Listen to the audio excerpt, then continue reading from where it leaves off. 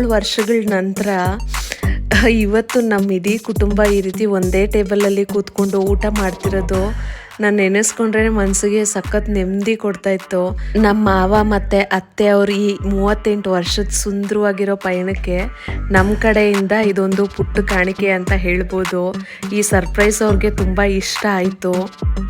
ನಾವು 10 ಸರಿ ಈ ರೀತಿಯಾಗಿರೋವಂಥ ರೆಸ್ಟೋರೆಂಟ್ಗಳಿಗೆ ಹೋಗಿದ್ದೀವಿ. ಆದರೆ ಇವ್ರ ಕೈ ಹಿಡಿದು ಇಲ್ಲಿಗೆ ಬರಬೇಕು, ಇದನ್ನೆಲ್ಲ ತೋರಿಸ್ಬೇಕು ಅಂತ ನನ್ನ ಆಸೆ ಆಗಿತ್ತು. ಅದು ತುಂಬ ದಿನದ ಆಸೆ ಇವಾಗ ನನಸಾಯಿತು ಅಲ್ವಾ. ಸೊ ಈ ಕನಸು ನನಸಾಗಿದ್ದ ಸಂಭ್ರಮ ಒಂಥರ ಖುಷಿ ಕೊಡ್ತಾ ಇತ್ತು ನನಗೆ. ಅಂದರೆ ಹಣ ಇದ್ದರೆ ಯಾವ ರೀತಿಯಾಗಿರುವಂಥ ಫೆಸಿಲಿಟಿನ ಬೇಕಾದರೂ ಕೊಂಡ್ಕೊಬೋದು. ಬಟ್ ಆದರೆ ಫ್ಯಾಮಿಲಿ ಜೊತೆ ನಾವು ಈ ರೀತಿಯಾಗಿ ಒಬ್ರಿಗೊಬ್ರು ಪ್ರೀತಿ ಕೊಡ್ತಾ ಆ ಕಳೆಯುವಂಥ ಸಮಯ ಇದೆಯಲ್ಲ, ಮತ್ತು ಆ ಬ್ಯೂಟಿಫುಲ್ ಮೂಮೆಂಟ್ಸ್ ಇದೆಯಲ್ಲ, ಅದು ಪ್ರೀತಿಯಿಂದ ಮಾತ್ರನೇ ಗಳಿಸೋದಕ್ಕಾಗತ್ತೆ. ಸೊ ಇದು ಒಂದರಿಂದನೇ ನಾನು ವಂಚಿತಲಾಗಿದ್ದೆ ಅಂತ ಫೀಲ್ ಆಗ್ತಿತ್ತು.